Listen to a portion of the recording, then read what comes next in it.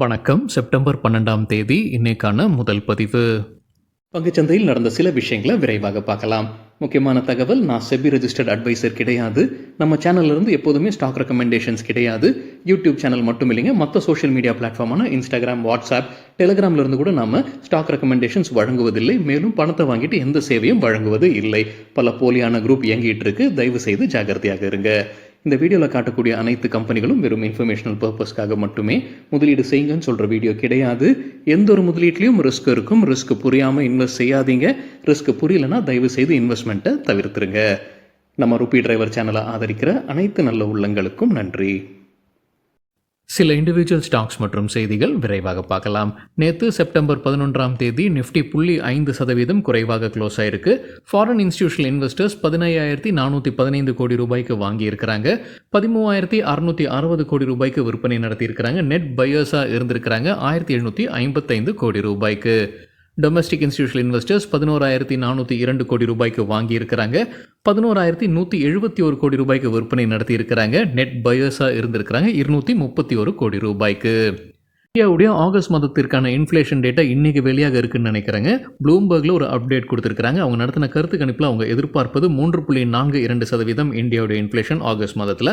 ஜூலை மாதத்தில் 3.54% இருந்தது. யூஎஸ்ஏ உடைய இன்ஃப்ளேஷன் டேட்டா ஆகஸ்ட் மாதத்திற்கானது வெளியாகி இருக்கு, கீழே போயிருக்கு. பிப்ரவரி 2021 பிறகு இவ்வளவு குறைவாக வந்திருப்பது இதுதான் சிஎன்பிசி டிவி 18ல் சொல்லியிருக்கிறாங்க.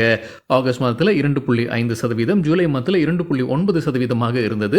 யூஎஸ் ஃபெடரல் ரிசர்வ் எதிர்பார்க்கிற மாதிரி 2% உள்ளார இன்ஃப்ளேஷன் வரும்ன்ற எதிர்பார்ப்பு இப்போ அதிகரிச்சிருக்கு. அதே போல் அடுத்த வாரம் யூஎஸ் ஃபெடரல் ரிசர்வ் மீட்டிங் நடக்க இருக்கு. இன்ட்ரெஸ்ட் ரேட் குறித்து முடிவெடுப்பாங்க.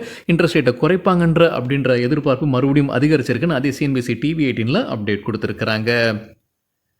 அபுதாபியை சார்ந்த ஒரு வங்கி இந்தியாவில் இருக்கக்கூடிய ஒரு வங்கியில் முதலீடு செய்வதற்கான வாய்ப்புகள் அதிகமாக இருக்குன்னு யுஏயுடைய அம்பாசிடர் சிஎன்பிசி டிவி 18 கொடுத்த பேட்டியில் சொல்லியிருக்கிறாரு. எந்த வங்கி அப்படின்ற தகவல் அந்த செய்தியில் சொல்லலை. எலக்ட்ரிக் வெஹிக்கிள் சப்சிடரி திட்டத்தை மத்திய அரசு அறிவிச்சிருக்கிறாங்க. பிஎம் இ டிரைவை அறிவிச்சிருக்கிறாங்க. என்டிடிவி ப்ராஃபிட்லேருந்து கிடைத்த தகவல். 9 ஆண்டு பழக்கமாக இருக்கக்கூடிய ஃபேம் திட்டத்தை இது ரீப்ளேஸ் பண்ணுறாங்க. ஃபேம் திட்டம் மார்ச் இந்த ஆண்டுடைய முடிவுக்கு வந்தது. அதுக்கப்புறம் தற்காலிகமாக ஒரு திட்டத்தை கொண்டு வந்தாங்க. இப்போது பிஎம் இ டிரைவ் அப்படின்றத அறிமுகம் செய்கிறாங்க. 10,900 கோடி ரூபாய் நிதி ஒதுக்கி இருக்கிறாங்க 2 ஆண்டிற்கு.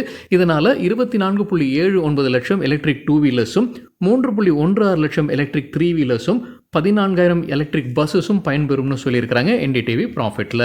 இ பஸ்ஸஸ்க்காக 4,391 கோடி ரூபாய் நிதி ஒதுக்கி இருக்கிறாங்க. இ ஆம்புலன்ஸ்க்காக 500 கோடி ரூபாய் நிதி ஒதுக்கி இருப்பதாக அதே என்டிடிவி ப்ராஃபிட்டில் அப்டேட் கொடுத்துருக்கிறாங்க. மத்திய கேபினட் ஹெல்த் இன்சூரன்ஸ்க்கு அனுமதி வழங்கியிருக்கிறாங்க. அதாவது 70 வயதிற்கு மேற்பட்ட சீனியர் சிட்டிசன்ஸ் அனைவருக்கும் இப்போ ஹெல்த் இன்சூரன்ஸ் வழங்கப்படும்னு சொல்லியிருக்கிறாங்க. ஆயுஷ்மான் பாரத் திட்டத்தின் கீழ் மணி கண்ட்ரோல்லேருந்து கிடைத்த தகவல். இதற்காக முதற்கட்டமாக 3,437 கோடி ரூபாய் நிதி ஒதுக்கி இருக்கிறாங்க. 5 லட்சம் ரூபாய் ஒரு ஆண்டிற்கு சம் அஷ்வர்டா கொடுத்திருக்கிறாங்க. அதே மாதிரி 4.5 கோடி குடும்பத்தினர் இந்த திட்டம் வழியாக பயன்பெற உள்ளதாக மணி கண்ட்ரோலில் சொல்லியிருக்கிறாங்க. 6 கோடி சீனியர் சிட்டிசன்ஸ் பயன்பெறுவதற்கான வாய்ப்பு இருக்குன்னு சொல்லியிருக்கிறாங்க மணி கண்ட்ரோல் செய்தியில். அதானி குரூப்புக்கு எதிர்ப்பு தெரிவிக்கப்பட்டிருப்பதாக எக்கனாமிக் டைம்ஸ்லேருந்து கிடைத்த தகவல். அவங்க கென்யாவில் இருக்கக்கூடிய ஏர்போர்ட்டை டேக் ஓவர் பண்ணுறதுக்கான ஒரு பேச்சுவார்த்தையில் இருந்துகிட்டு இருக்கிறாங்க.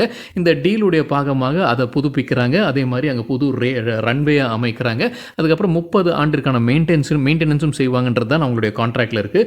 இப்போ அங்கே இருக்கக்கூடிய workers union, Kenya airport workers union strike அறிவித்திருப்பதாக எக்கனாமிக் டைம்ஸில் அப்டேட் கொடுத்துருக்கிறாங்க. பஜாஜ் ஹவுசிங் ஃபைனான்ஸ் ஐபிஓ குறித்தான அப்டேட். நேற்று 3வது நாள் முடிவில் எவ்வளவு சப்ஸ்கிரிப்ஷன் ஆகியிருக்கு? ஒட்டு மொத்தமாக 67 மடங்கு சப்ஸ்கிரிப்ஷன் ஆகியிருக்கு. ரீட்டைல் கேட்டகரி மட்டும் பார்க்கும்போது 7.4 மடங்கு சப்ஸ்கிரிப்ஷன் ஆகியிருந்தது. ஸ்விக்கி ஐபிஓ குறித்தான அப்டேட் சிஎன்பிசி டிவி 18லேருந்து கிடைத்த ஒரு தகவல். அவங்க ஐபிஓ சைஸை அதிகரிக்கிறாங்க. அது குறித்தான முடிவு அக்டோபர் 3ஆம் தேதி எடுக்கப்படும்னு சொல்லியிருக்கிறாங்க. முன்னே அவங்க சொல்லியிருந்தது 3,750 கோடி ரூபாய் ஃப்ரெஷ் இஷ்யூ வழியாக ஃபண்ட் ரைசிங் பண்ணுறதுக்கான முயற்சி. ஆனால் இப்போ அதை 5,000 கோடி ரூபாயாக உயர்த்துறாங்க. அதற்கான ஒப்புதல் தான் அக்டோபர் 3ஆம் தேதி பெறப்படும்னு சொல்லியிருக்காங்க. கம்பெனி முடிவு செய்கிறாங்க. ஆஃபர் ஃபார் சேல் வழியாக, அதாவது ஆல்ரெடி எக்ஸிஸ்டிங் ஷேர் ஹோல்டர்ஸ் விற்பனை செய்து முன்னவே சொல்லியிருந்தது 6,664 கோடி ரூபாய் வரைக்கும் அதை அப்படியே விட்டுருக்கிறாங்க. ஆனால் ஃப்ரெஷ் இஷ்யூவை உயர்த்துவதற்கான முடிவு அக்டோபர் 3ஆம் தேதி எடுக்க இருக்கிறாங்க ஸ்விக்கி. டாடா ஸ்டீல் மற்றும் யூகே அரசு இடையே இருக்கக்கூடிய பேச்சுவார்த்தையில் ஒரு தீர்வு கண்டிருப்பதாக சிஎன்பிசி டிவி 18 அப்டேட் கொடுத்திருக்காங்க. இது அவங்களுடைய புது ஆலை சம்பந்தமானது. அங்கே கார்பன் டை ஆக்சைடு குறைப்பதற்காக புது ஆலை அமைக்க இருப்பதாக முன்னவே அப்டேட் கொடுத்திருந்தாங்க. டாடா ஸ்டீல் அரசுடன் பேச்சுவார்த்தை நடத்திட்டு இருந்தாங்க. அரசு மானியம் வழங்கப்படும்னு சொல்லியிருந்தாங்க. அதுக்கப்புறம் யூகே அரசு மாறிட்டாங்க. அதுக்கப்புறம் மறுபடியும் பேச்சுவார்த்தையை தொடங்கியது. இப்போ என்ன அப்டேட் கொடுத்திருக்காங்கன்னா 500 மில்லியன் பவுண்ட்ஸ் அரசு கொடுக்கக்கூடிய மானியம் இப்போ வந்து அந்த டீல் ஒப்பந்தம் வந்திருப்பதாக சிஎன்பிசி டிவி 18 சொல்லியிருக்காங்க. ஒட்டுமொத்தமாக இந்த ப்ராஜெக்டுடைய மதிப்பு 1.25 பில்லியன் பவுண்ட்ஸ். 5000 வேலை வாய்ப்பு போவதற்கான வாய்ப்பு இருக்குன்னு சொல்லிட்டு இருந்தாங்க. அது ஆனால் இப்போ காக்கப்படும்னு சொல்லியிருக்காங்க சிஎன்பிசி டிவி 18ல. இந்திய அரசு ஆன்டி சப்சிடி டியூட்டியை நீட்டிச்சிருக்கிறாங்க. இது சைனா மற்றும் வியட்நாம்லேருந்து வரக்கூடிய வெல்டட் ஸ்டெயின்லெஸ் ஸ்டீல் பைப்ஸ் மற்றும் டியூப்ஸுக்கான ஆன்டி சப்சிடி டியூட்டியை 5 ஆண்டிற்கு நீட்டிக்கிறாங்க. செப்டம்பர் 2019 ஆண்டு தான் இதை கொண்டு வந்தாங்க. இப்போ மறுபடியும் 5 ஆண்டிற்கு நீட்டித்திருப்பதாக சிஎன்பிசி டிவி 18லேருந்து கிடைத்த அப்டேட். லார்சன் டியூப்ரோ குறித்து எக்கனாமிக் டைம்ஸ்லேருந்து கிடைத்த ஒரு தகவல். அவங்க $300 மில்லியன் முதலீடு செய்கிறாங்க செமிகண்டக்டர் பிஸ்னஸ்க்காக. 3 ஆண்டில் இந்த தொகை முதலீடு செய்யப்படும்னு எக்கனாமிக் டைம்ஸில் அப்டேட் கொடுத்துருக்காங்க. செமிகண்டக்டர் டிசைன் மற்றும் சேல்ஸில் மட்டும்தான் அவங்க ஈடுபட போகிறாங்க. ப்ரொடக்ஷனை வேறொரு கம்பெனிக்கு விட்டுருவாங்க அப்படின்றதான் சொல்லியிருக்காங்க எக்கனாமிக் டைம்ஸ் செய்தியில். இந்த ஆண்டு முடிவிற்குள்ளார 15 ப்ராடக்ட்ஸுடைய டிசைன்ஸ் அவங்க வெளியிடுவாங்க. 2027 அதோடைய விற்பனை ஆரம்பிக்கும்னு அதே செய்தியில் சொல்லியிருக்கிறாங்க. டாடா கன்சியூமர் ப்ராடக்ட்ஸ்க்கு ஐசிஐசிஐ செக்யூரிட்டிஸ் பை ரேட்டிங் கொடுத்துருக்காங்க. எதிர்பார்க்குற டார்கெட் $1385. தற்போதைய லெவலிருந்து 15% அதிகரிப்பதற்கான வாய்ப்பு இருக்குது. டாடா பவர் குறித்து மணி கண்ட்ரோல்லேருந்து கிடைத்த ஒரு தகவல். அவங்களுடைய சப்சிடி நிறுவனம் தான் டிபி சோலார். தமிழகத்தில் இருக்கக்கூடிய அவங்களுடைய உற்பத்தி ஆலையில் சோலார் செல்லுடைய உற்பத்தி துவங்கி உள்ளதாக அப்டேட் வெளியிட்டிருக்கிறாங்க. டாடா மோட்டர்ஸ் நேற்று ஒரு வீழ்ச்சியை பார்த்துருக்கு. சிஎன்பிசி டிவி 18ல சில அப்டேட் கொடுத்துருக்காங்க. யூபிஎஸ் ஜகுவார் லேண்ட் ரோவரில் சில பிரச்சனைகள் இருப்பதாக அவங்களுடைய கருத்து தெரிவிச்சிருக்காங்க. செல் ரேட்டிங் தான் கொடுத்துருக்காங்க யூபிஎஸ் டாடா மோட்டர்ஸ்க்கு. எதிர்பார்க்குற டார்கெட் $825. தற்போதைய லெவலிருந்து மேலும் 15% விழுவதற்கான வாய்ப்பு இருக்குன்னு சொல்லியிருக்காங்க. அவங்களுடைய ரிப்போர்ட்டில் சொல்லியிருக்கிற 2 விஷயங்கள் என்னென்னா, டிஸ்கவுண்ட்ஸ் அதிகமாக ஜகுவார் லேண்ட் ரோவர் வழங்கிட்டு இருக்கிறாங்க. அதே போல் முன்ன இருந்த மாதிரியான டிமாண்ட் இப்போ இல்லை, டிமாண்ட் குறைஞ்சிக்கிட்டு இருக்குன்னு சொல்லியிருக்காங்க யூபிஎஸ் அவங்களுடைய ரிப்போர்ட்டில். 35 அனலிஸ்ட் டாடா மோட்டர்ஸ்க்கு கவரேஜ் கொடுத்துருக்காங்க. அதில் 23 பேர் பை ரேட்டிங்கும் 7 பேர் ஹோல்டு ரேட்டிங்கும் 5 பேர் செல் ரேட்டிங்கும் வழங்கியிருப்பதாக அதே சிஎன்பிசி டிவி 18ல அப்டேட் கொடுத்துருக்காங்க. ட்ரெண்ட் குறித்து மணி கண்ட்ரோல்லேருந்து கிடைத்த ஒரு தகவல். பிளாக் டீல் நடந்திருக்கு நேற்று. டோடானா ஹோல்டிங்ஸ் விற்பனை செய்திருக்கிறாங்க 1.19 லட்சம் ஈக்விட்டி ஷேர்ஸ். சித்தார்த்தா யோகா வாங்கியிருக்கிறாரு 1.19 லட்சம் ஈக்விட்டி ஷேர்ஸ். வோடஃபோன் ஐடியா குறித்து சிஎன்பிசி டிவி 18லேருந்து கிடைத்த ஒரு தகவல். குமார் மங்கலம் பிர்லா 1.86 கோடி ஈக்விட்டி ஷேர்ஸ் வாங்கியிருக்கிறார் வோடஃபோன் ஐடியாவில் செப்டம்பர் 6ஆம் தேதி. பிலானி இன்வெஸ்ட்மெண்ட்டும் செப்டம்பர் 6ஆம் தேதி 30 லட்சம் ஈக்விட்டி ஷேர்ஸை வாங்கியிருப்பதாக சிஎன்பிசி டிவி 18லேருந்து கிடைத்த தகவல். டிக்சன் டெக்னாலஜிஸ்க்கு சிஎல்எஸ்ஏ மற்றும் ஹெச்எஸ்பிசி அவங்களுடைய டார்கெட் ப்ரைஸை உயர்த்தி இருக்கிறாங்க. தகவல் கிடைத்தது மணி கண்ட்ரோல்லேருந்து. முக்கிய காரணம் அவங்க டார்கெட் ப்ரைஸை உயர்த்தியதற்கு பேஜெட் எலக்ட்ரானிக்ஸ் அப்படின்ற டிக்சன் டெக்னாலஜிஸுடைய சப்சிடி நிறுவனம் ஹெச்பி இந்தியாவும் ஒரு ஒப்பந்தத்தில் வராங்க. ஹெச்பி இந்தியாவுடைய notebooks, desktop, all in one PCs எல்லாமே உற்பத்தி செய்வதற்கு டிக்சன் டெக்னாலஜிஸ் தான் இப்போ அந்த உரிமத்தை வாங்கியிருக்கிறாங்க போல் அந்த டீலில் கையெழுத்திட்டு இருக்கிறாங்க. அதுதான் முக்கிய காரணம் சிஎல்எஸ்ஏ மற்றும் ஹெச்எஸ்பிசி டார்கெட்டை ரைஸ் பண்ணதற்கு. சிஎல்எஸ்ஏ ஹோல்ட் ரேட்டிங் தான் கொடுத்துருக்காங்க. எதிர்பார்க்குற டார்கெட் 12,100. முன்ன அவங்க சொல்லியிருந்தது $11,400. ஹெச்எஸ்பிசி பை ரேட்டிங் கொடுத்துருக்காங்க. டார்கெட் பிரைஸ் $14,000 உயர்த்தி இருக்கிறாங்க. தற்போதைய லெவலில் இருந்து 10% அதிகரிப்பதற்கான வாய்ப்பு இருக்கு. சுஸ்லான் எனர்ஜி நேற்று 5% அப்பர் சர்க்கியூட்டை எட்டிருக்கு. ஒரு ஆண்டில் 241% அதிகரிச்சிருக்கு. மணி கண்ட்ரோல்லேருந்து கிடைத்த தகவல். Morgan Stanley over weight rating கொடுத்துருக்காங்க சுஸ்லான் எனர்ஜிக்கு. அது மட்டும் இல்லாமல் அவங்களுக்கு அண்மையில் என்டிபிசி கிரீன் எனர்ஜி கிட்ட இருந்து ஒரு விண்ட் எனர்ஜி ஆர்டர் கிடைச்சிருக்கு. இந்த 2 முக்கிய காரணங்களால் 5% அப்பர் சர்க்கியூட்டை எட்டியதுன்னு மணி கண்ட்ரோலில் செய்தி சொல்லியிருக்கிறாங்க.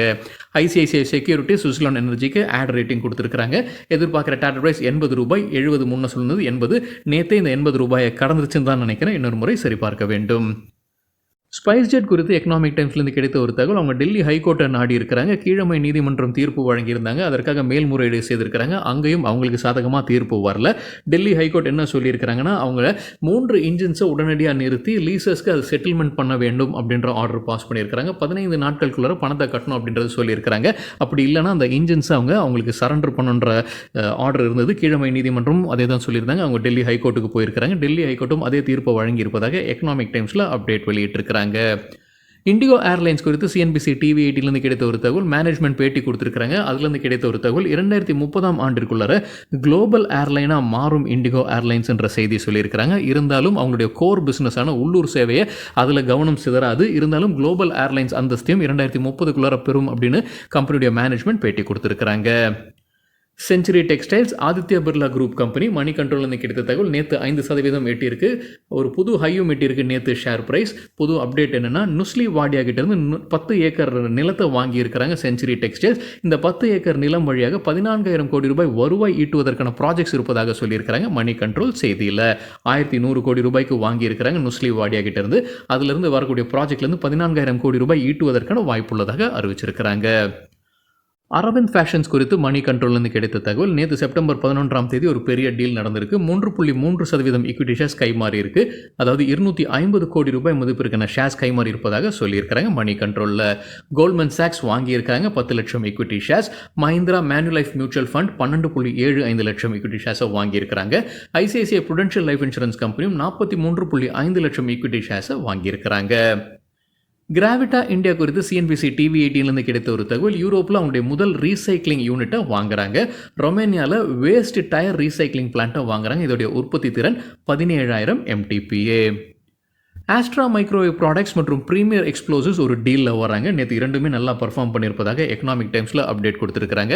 2 பேரும் ஒரு ஒப்பந்தத்தில் கையெழுத்திட்டிருக்கிறாங்க. 2 பேரும் இணைந்து அவங்க சில ப்ராடக்ட்ஸை விற்பனை செய்ய போகிறாங்க, உற்பத்தி செய்ய போகிறதாக அப்டேட் கொடுத்துருக்குறாங்க.